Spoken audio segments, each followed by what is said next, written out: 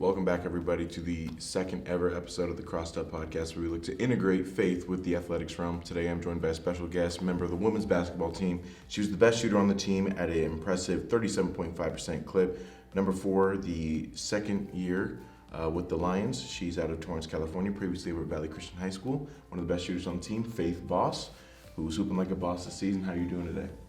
I'm good, JJ. How are you? I'm doing good. Let's get right into it. It's your second season. You just finished with Lions. How was it? Obviously, a bit of a struggle, not having a gym. But how was it overall for you? Just in a quick synopsis. Beginning of the season, it was rough. I mean, on me and on others on the team, mentally, physically, emotionally, school-wise. We had a lot of adjustments to make, whether that was on the court or off the court. But in the end, we just had to get it done and get that elite mindset. Mm-hmm. Second round of the tournament, obviously no small feat, and doing it without a gym, obviously hats off to you guys. But a couple of veterans on the team leaving between Hannah Monty, Lauren Bumgarner, at the guard position at least. What's it like for you understanding that you're going to have to take on a bigger role next season, heading into your third year of the program? I mean, the bigger role comes from stepping up vocally, because Hannah, she was a great vocal leader on our team, and she brought a lot of energy wherever she was, practice, game, it didn't matter. And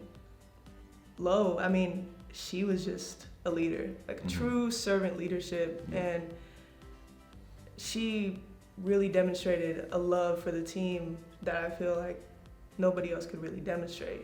So those are going to be some hard positions to fill, but talking with both of them throughout the season, as many of us have, we just got to step up in those roles and really just take over. Yeah. What are you personally seeking to improve upon this offseason, like in terms of skill work, or even like you mentioned, like just that leadership role, whether it's taking over like a team group chat or whatever, because obviously we've had a couple of guys where they ran the group chat, something as small as that. So what are you looking to improve upon this offseason, whether it's on or off the court? When it comes to skill set, I'm really looking to improve conditioning, because that is a big thing. We wanted to do that this year and get up and down the court, but we didn't really take care of business like we were supposed to, and that's upsetting. But new season's coming, so we gotta take care of that. So conditioning, quickness, speed, just trying to be a lockdown defender. And as coach says, my offensive game, it's there, but I feel like with me, there's always room to improve. Of course. So just in general, improving my energy and being a more vocal leader. I don't necessarily need the title of team captain or something other, but I just know that I would like to step up for the team and give them the same confidence that I had shooting, so that we all have confidence and trust in each other on the court. Absolutely. You mentioned your confidence shooting. You were the best shooter on the team this season, 37.5%. Got a little closer towards the end. Jaren was 0.1% away from taking. She was at 37.4%, but was doing a little research, and it's actually you were a better shooter on the road than you were at home. So, obviously your psych meter as well. We'll get into that in a second. But what is it about playing on the road that allows you to elevate your game in terms of obviously shooting at a better clip? That's something I never noticed. So thank you for pointing that out. But I think when on the road, it's just knowing and having in my mind I need to step up, because we've been on the road all season. Yeah. So having a home gym, a home court is something that was kind of strange and uncanny to us. Both teams. Yeah. So, just stepping up, that's all it was. It was just thinking, getting in my zone, getting that mindset where it was I got to step up. And that's the mindset that I should have taken everywhere with me. Yeah. So. Well, was there anything in particular about obviously a hostile environment like Westmont where we know how their crowd can get in terms of making it a little bit personal, but are you able to block out all that noise, or is it really just about, hey, I'm on the court, you can't touch me right now? Yeah, everything that happens across these lines, it's me and my team Mhm. against whoever, and the voice of my coach. I don't really hear the crowd. You know, when we were at Menlo for the GSAC tournament, that was rough when you have other people getting in your faces during warm-ups and Yeah. booing you during warm-ups, saying Yeah. stuff about you. Yeah. But, you know, in the game situations, like I said, anything across those lines is Mhm. it's just the game, Yeah. and that's all that should be focused on. You're a psych major. Yes. Talking about that, what about, you know, the psychological component of the game? Do you really look to focus on, like how do you take what you were learning in the classroom and apply it to on the court, if anything? My specialty wants to be sports psychology. Mhm. So really that's where I get in my zone, and reading some books over the summer and taking stuff from classes. I've learned that for me personally, listening to slower music Mhm. helps me get in that mindset, because with some people it's fast music, get me hyped up, get me Yeah. turned up. Lil Kendrick. Yeah, Kendrick, Lil Baby, like Yeah. all that stuff. But with me, you know, I listen to Waves by Kanye West and Chris Brown, and I listen to some Kirk Franklin in there too. Like, you When know, God whispers in your ear. you know, I gotta get that in there. And J. Cole, No Role Models, like Oh yeah. Waves and No Role Models, those are my songs to really just get in the flow and Mhm. get my heartbeat like really nice and steady. So it's like when I'm in the game, it slows down. Yeah. So that's what helps me in my pregame aspect. But something else that helps me is that, you know, life didn't say there's only one chance to do everything. Mm. There's multiple chances. And I mean, if there wasn't multiple chances, then obviously a lot of people would have stopped doing what they're doing. Mm. And it's that positive mindset to have. Like, I can't hold on to that mistake. I can't take that baggage with me. Mhm. I had that turnover, it's over with. Yeah. Gotta move on. So Absolutely. So you talked about Lo being the role model or like the big servant leader. You also, you've mentioned before about how Michaela Eli, she's a big time mentor for you. What was it about her and what she was able to do for not just you, but the team as a whole that you want to take away from her? yeah, so Mick, I love Mick. She was the type of leader I was used to having my whole life. Mhm. That leader or that person in your life that's gonna tell you what you need to hear instead of what you want to hear. Yeah. Like, yeah, I only spent one season with her, and I never really got to play with her, but just practicing with her was such a great impact, Yeah. because it was just being in practice, and I would make one mistake. Say I didn't go crash the boards, and she was guarding me. And this one time, I remember it so vividly. I didn't crash. She turned around and said, "Are you gonna rebound?" And I was like, wow, yeah, she caught me. And that was something I wasn't used to in high school, having that type of leader. But having her be that mentor for me, it was really just a wake-up call. Yeah.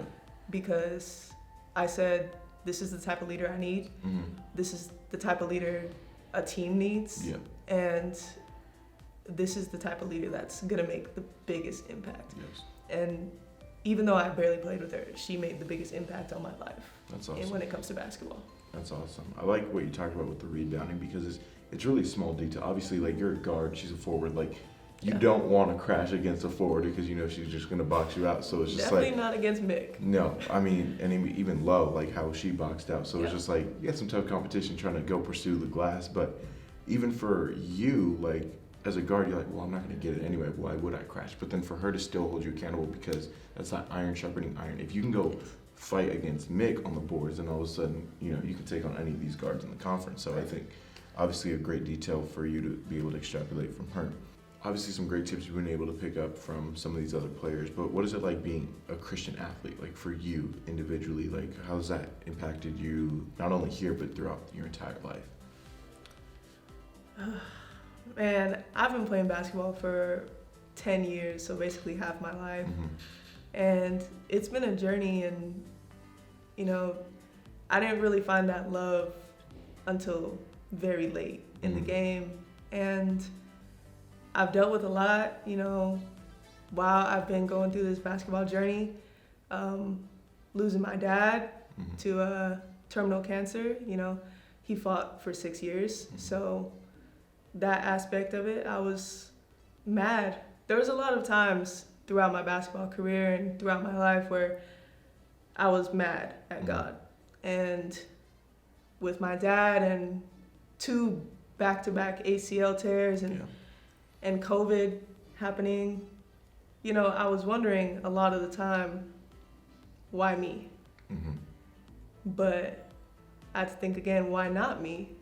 What makes me special to not go through these things when Jesus went through these things? Jesus went through pain. Many other people in the Bible went through pain. We always read stories and parables about someone who is struggling and how they just put their faith in God and that pulled them through. And I think that was a big part of it for me, just pulling through and just being perseverant and just to keep going because, like I said, why not me? And, you know, it makes you stronger. Like you said, iron sharpens iron, but sometimes situations can be that iron to really develop someone as a person and make them stronger because it's a cold world. I mean, it's a cold world. We gotta be strong. So I think that's where my faith pulls through. It's like, I mean, my favorite Bible verse, Isaiah 54:17, no weapon formed against me shall prosper. And that's the verse that I live by. That's the verse that my family lives by. It's, if nothing brings me down enough where I don't want to do it anymore, or straight up, if nothing hurts me enough to where I can't do it anymore, then I'm going to keep going because it's not going to prosper against me. I mean, even thinking about the ACL tears, I mean, for some people that would be it, but the fact that you had 2 and you're still playing college basketball is certainly a testament to what God has been able to do. I mean, that verse rings so true for you, so I'm glad that you've been able to have that. Just an absolutely incredible story, certainly. I mean, you mentioned suffering as well. You look at someone like Job, who most would argue like he didn't deserve it, but God did it, obviously, to prove a point. And obviously, Job wondering, like, you know, he asked the same question, like, hey, why me? And God finally was like, who are you to ask me who? Like I'm in charge here. So obviously, I think if you keep that belief in him, and he ended up giving back to Job, I mean, tenfold what he had lost. So exactly. Obviously, just being able to endure through the process, certainly a great example in Job that you're able to pull from. But obviously, you are an amazing example of what it means to be a Christian athlete. But what is there something in particular that I think separates a Christian athlete from someone who doesn't believe in God? Like, hey, there's something different about her. Like, what is it that separates a Christian athlete from a non-Christian athlete? The Christian athlete is doing what they do in order to praise the man above. And, or simply because the man above gave them all these skills and gifts. And, you know, we see in the Bible, and especially in Genesis, he gave Adam and Eve so many things, so many gifts. He gave them the garden. And I think that's where our faith and our skills as athletes come in. We have these skills so we can use them for something that's good. And we know that we can play for something better and higher than what we are. And a non-Christian athlete may not want to do that. And they may not have that same push as the Christian athlete. But I do think it's important because it is for the glory of God. How have you felt that being a woman of color has impacted you as not only as an athlete, but as a Christian? So I first want to talk about, like, as an athlete, how has that affected you? As an athlete in general, I mean, the stereotype of being a female hooper, you know, everybody has a perception of your sexuality, and it's not necessarily true. So being a woman in that aspect, but also when people say, oh, you play like a girl, I mean, what's wrong with that? I see women getting paid every day to play this sport, whether overseas or here.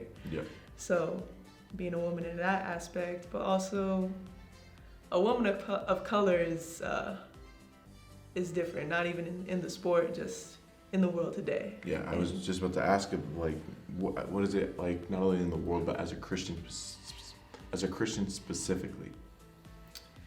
It's you know, I don't really see many women of color in the churches that I may attend, or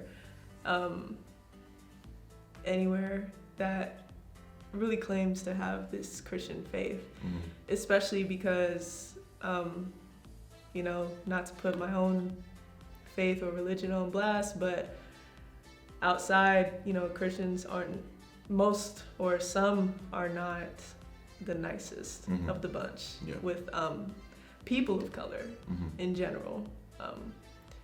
With women, some people believe certain things about where a woman stands when in the Christian faith. So there's difficulty in that. Yeah. But I haven't really encountered any big like factors that would really show the struggles of being a Christian woman of color.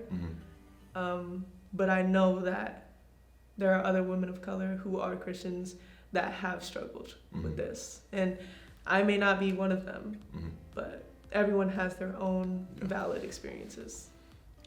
It certainly has to be difficult for you to balance those stereotypes that you face as just an athlete with your faith. I mean, I got a chance to talk to Russ about this in the last episode, where we talked about, you know, how you're able to compete with the end in mind, but also understanding that there's all these factors going on as you're trying to compete. So what is it for you that you can turn back to and focus on? Obviously, you mentioned the way you're able to lock in, use some of your psych major components, but is there something for you that you're able to take away and really say, you know what, even though all of these extenuating circumstances are going on that are out of my control, whether it be, you know, comments from people that, you know, are off the court that happened earlier in the day, and now I'm playing a game at 5 o'clock, you know, trying to win a GSAC championship. Like, what is it that you're able to turn to remind you of the ultimate goal? That's a lot to unpack. No, absolutely. It was certainly one of those questions where it's like, based on your response, it just like, it really got me thinking, like, what are you able to like turn to at the end of the day when all of these negative like comments are coming out, or these negative perceptions about you are happening? I mean, the most basic thing I can say is that I love basketball. Yeah. Like, being in the gym, whether it's after hours or during practice, I find it as my place of peace. And it's been that way for a very long time. Sports in general has always been very peaceful for me, whether watching it or doing it or whatever. I just find basketball and having a ball in my hands very peaceful. That's my quiet place, and that's my place away from everything. And it gets me in my zone because it's my craft. It's something that I love, and I know that the people that I love are also interested in what I love. So, I mean, it's really interesting you talk about basketball being a quiet place. I mean, as soon as you said that, I'm like, it's never quiet. Like, especially thinking about in the pit, right? Yeah. Or like even this year at OCC when the entire gym was packed up for the Westmont game. Like, it's certainly not quiet in there, but the fact that you're able to, in between the 50 by 94 feet, able to just find a quiet place, I think that's truly amazing for the love of the sport. But you also talked about some of the stereotypes earlier that you deal with. What are some of those stereotypes that you really deal with, even from fellow Christians, that you had as a black woman or a woman of color that's an athlete? Well, obviously, the sexuality aspect. It's what a lot of female basketball players deal with, and you know, in Christianity, that by some people that's not necessarily something that's accepted too well. So that's difficult in that aspect. And being a woman of color or having my beliefs, it's difficult because some of those beliefs may collide with beliefs in Christianity at times, and it's difficult. But one thing I remember about my faith and my religion and about Christianity as a whole is that we're called to love, Yes. and love is the greatest commandment. Mm-hmm. So that's all I really think about when all this hatred is going on in the world, Mm-hmm. and people have these colliding opinions about each other and about each other's beliefs, and everyone's trying to call out what's wrong or what's incorrect about a religion or a person or whatever. But the most important thing is we're called to love. Yeah. The shepherd went after the one. He didn't stay with the 99. He Mhm. went after that one because he loved it so much. That's, and you put that so eloquently, and certainly one of the things that we appreciate I mean, you're GSEC and NAI scholar athlete member, so obviously you are able to, because I know for me, some of the times like the dumb jock perception, Yeah. you know, for me, so it's just like, especially being, you know, I'm half black and I still get that as well, so like I understand that like something that we also have to deal with is like the classroom aspect. Mhm. And it's just like, okay, well, you know, look at my GPA, like Yeah. I'm putting in work on and off the court. Mhm. And you talk about that love, and like sometimes, like no matter what you do, have you ever felt like you just can't shake the stereotype? And at the end of the day, it may not matter, but have you ever felt that, like, you know, it doesn't matter what I do, like the stereotype's gonna follow me, but it doesn't matter. I mean, growing up how I've grown up, I already know that it's been following me ever since I started this sport. I mean, a girl picking up a basketball is not something you see every day, especially when all the elementary school boys are there playing on the blacktop and you're just sitting on the side waiting to get in, Yeah. but they never want to choose you Yeah. because you're a girl. Mhm. And there's that aspect, but I never really was one to struggle with the classroom Mhm. aspect Yeah. because growing up my whole life, I mean, I was literally living the life of a student athlete. My mother is an English teacher, Mhm. so, you know, free proofreading. Yeah. But my mother was an English teacher and my dad was a basketball coach. He Mhm. coached boys, he coached girls, high school, middle school. He coached a lot of people. Yeah. And so I lived both of those lives separately and together. And there really was no stereotype I faced that was so bad, like, Mhm. except, oh, a girl can't play basketball. Yeah. I was gonna ask you, like, has it ever stopped you from deterring your goals? But clearly it hasn't, because you mentioned those elementary school kids that wouldn't pick you. I'm sure you've made it much further in your basketball career than they have. So. Oh yeah, they definitely stopped playing. I mean, as soon as you broke them down, hit them with a two-piece, definitely they probably stopped playing. I But wasn't a shooter back then. you had to break them down. But yeah, it's certainly some great insight that we've gotten from you, and we certainly appreciate it. Final advice that for an athlete who's maybe not a part of the Christian community yet, that's maybe watching this, but you know, something that you could encourage them upon about how, just like one final piece for you, how you've been able to combine faith and athletics and how you're better for it. Find what you love and do it well. Mm-hmm. Do it to the T. My dad would always tell me, no matter what you do, make sure you love it. It's the how you do it that Mhm. people are gonna look at Mm-hmm. more. Everybody can have a why, but it's the how. Mhm. How do you reach your goal? How do you show that you have this love through your sport or Mhm. through your daily life? How do you demonstrate that you're you? Or Mhm. how do you demonstrate that you do this for a greater meaning? Mm-hmm. And yeah. That's awesome. Would you say that you mentioned that how is Jesus the ultimate how? Because if you follow what God and what Jesus have set the example for, if you do it by that example, that's the best how through those commandments, like you mentioned, the ultimate commandment of love. I mean, I feel like God and Jesus' how was love. Mm-hmm. So yeah, that simple aspect of it, just that's how you would do things. Mm-hmm. Through love, with love. Yep. And that's what matters, and that's what this world needs Mhm. is love. Yes. And it's not necessarily a romantic love or It's sexual love or whatever, friendship love. It's just love in general. Yep. Loving what you do, loving people, loving your situation. Loving basketball. Loving basketball. It's a great movie. What's the best sport movie? Really quick. The best sport movie, Is it Loving Basketball? depending on category. What's the category? What is the category? I don't know. You set the category and you tell me what the best movie in that category is. Because if we're talking about doing it for love, Coach Carter. Linda, Hattie Jean. Yep. There we go. All right, Coach Carter. I'll do it on that. Real quick, saw the fun tidbit on the website. You would have run track if it wasn't basketball. Yeah, so funny story, in middle school I was running track. Mhm. I ran the 100 meter and Oh, so we were moving.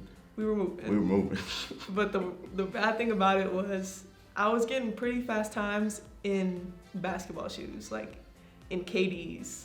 And you know KDs aren't the best for your ankles No. or traction in general. So the ankle went. So no, I was doing it. Mhm. And the coach was like, I really would like you to take a step back from basketball and run track with me. And this was at Sarah High School. And I said no, I cried. Oh. I cried, and obviously I'm playing basketball Yeah, still. so made a good choice. Yeah, made a good choice. So, you know, It sucks that he made you pick between them, yeah, but he wouldn't was let you do upsetting. both. No. That's upsetting. rapid fire questions, really quick. Just as soon as I ask the question, be ready to answer right away. First thing off the top of the dome. All right. Got you. Favorite food spot off campus? Oh, I just said off the dome. sorry, Dave's Hot Chicken. Days hot. Yes. Over Canes. Yes, absolutely. Thank you, because they don't season the food. 1,000%. They don't season the chicken. I need some They rely on the flavor. sauce. Sorry, yeah. They don't. You can't rely on the Dave's. sauce. I need Dave's. Look, I exchange. need Dave's. Favorite color? Blue. Green. Green. It's green. Wow. So you said blue, green. So it must not be your favorite color. Those are my favorite colors, though. My dorm room is blue. So the blue, green. Yes. Okay. Okay. We mentioned track, but favorite non-basketball sport? Track. But like, come on, like with a ball. Tennis? I played tennis. That was my first sport. That was actually my first sport. It's tennis. All right then. The more you know. Biggest pet peeve? I hate when metal scrapes against metal, like with forks and spoons and stuff. I don't know, but for some reason it makes my ears ring and it makes like the back of my throat just. I hate it. I don't know why. I just can't. Okay. Okay. Biggest fear? Last question. My biggest fear? Mm-hmm. Failure. Dang. Okay. Wait. End it on What? good now. Oh, I mean, geez. sorry. The Kool-Aid Man. I don't. I don't know. All right. Thank you guys so much for watching this second ever episode of the Crossed Up Podcast. One of the best shooters in the conference, Faith Boss at 37.5%. She's also a GSAC and NAI Scholar Athlete. Absolutely incredible job this season, Faith. I'm going to pray us out really quick. And thank you guys so much for watching. Once again, pray us out real quick. Dear Heavenly Father, just thank you so much for everyone in this room right now, helping us out, get this podcast out. Thank you for everyone that's watching. And we pray that we would continue to glorify you in our daily lives, and pray in Jesus' name, amen. Thank you for watching this second episode of the Crossed Up Podcast, and we'll see you guys later. Thanks so much. God bless.